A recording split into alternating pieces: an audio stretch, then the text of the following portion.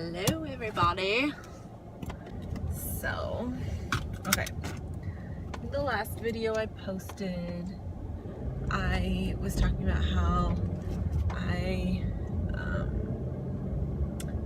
had my ultrasound, I believe, and they looked at my follicles and they were good size, and that the doctor thought I would be ovulating any day now, but if I didn't, then I could do a trigger shot to make me ovulate.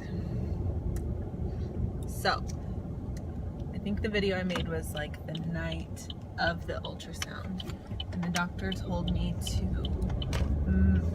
do another ovulation test that night. I'd been doing them morning and night since I ended the medication to help me ovulate more, and I had gotten negatives all along, and then so it was cycle day 11 that I had the ultrasound done, and I did the ovulation predictor kit at 9:45ish at night and got a positive. And so the next morning I called the doctor's office and I scheduled the IUI. Since I got a positive ovulation test, I needed to do the procedure the next day after the positive. So I got the positive at 9:45 on Friday, and then I had the IUI procedure done at like 1:30 on Saturday. With that one, AJ had to go in at like 11:30, 12ish, and give a sperm donation. And then they clean it up.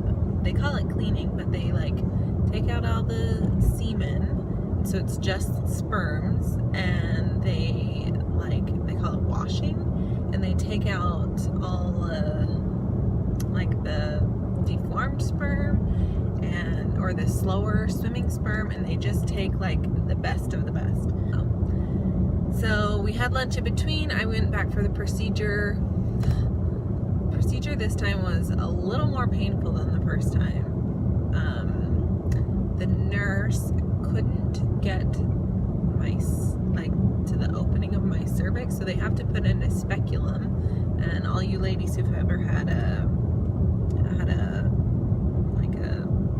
annual exam down there, speculum basically opens you up so that they can look inside or take like a sample. In this case, they needed to open me up so they could put in a catheter. So she had a hard time getting the speculum to open my cervix enough. I guess she said that it was tilted kind of upward, and so she was like, it felt like she was like digging into me with this metal contraption, and it was extremely painful. And then my body was so tense from the pain that it was making the cervix go up even further away from this torture utensil. So yeah, so finally she got it in, and it was painful the whole time that she had it in there. And then so she has this little like syringe with a long catheter on the end of it, and it's like that big, and she puts it inside, like through my cervix and straight into my uterus. And then she pushes the end of the syringe and inserts all the sperm straight to my uterus.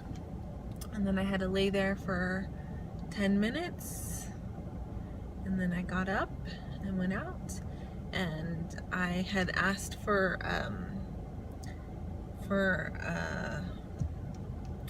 a prescription for progesterone. So progesterone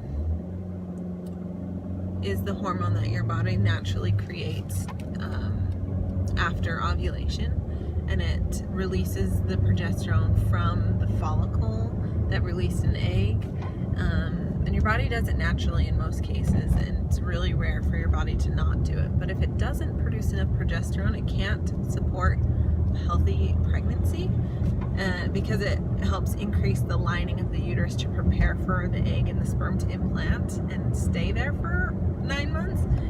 So if you don't have enough, or if it's low, or if it decreases, miscarriage can happen. Or like if women have decreasing progesterone later on in their pregnancy, they can have like early labor, and that's no good either.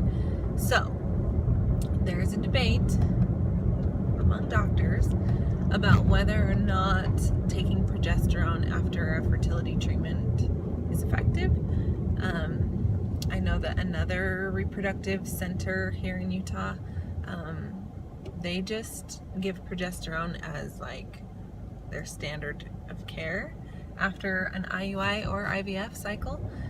My doctor does not do that. He is of the belief that your body, if you ovulate, your body's going to naturally create the progesterone and you don't need to supplement it. So when I asked him about it weeks ago, he said that he doesn't prescribe it, but if I feel strongly about it, he will give it to me. It's not going to hurt. It can only help. So I decided this cycle, this time, that I would take the progesterone supplement. So after the IUI, the nurse practitioner wrote out a prescription for me, and I went and picked it up. So I got 2 weeks worth of that, and I'll be taking that all the way until the end of my 2-week wait. If I get pregnant, I will have to continue to take the progesterone until like week 10 or so, because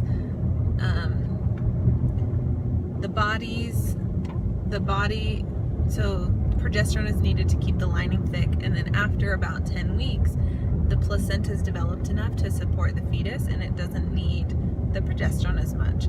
So the idea is that you take it until the placenta is developed. Like I said in my last video, I have some mixed emotions. I am hopeful that it will work. A lot of the things that happened this month were like identical to the timing of everything last cycle when I had the IUI done. So that makes me feel hopeful that things are kind of the same and things will go well, hopefully just without the miscarriage part. So yeah. So if you're watching this and you're following along, I think the best thing for me would be to have all of you ask how I'm feeling maybe, but don't ask if I'm pregnant, or don't ask if I don't know. I think it's safe to say that you can ask how I'm feeling, and then I can provide as much information as I'm feeling comfortable sharing.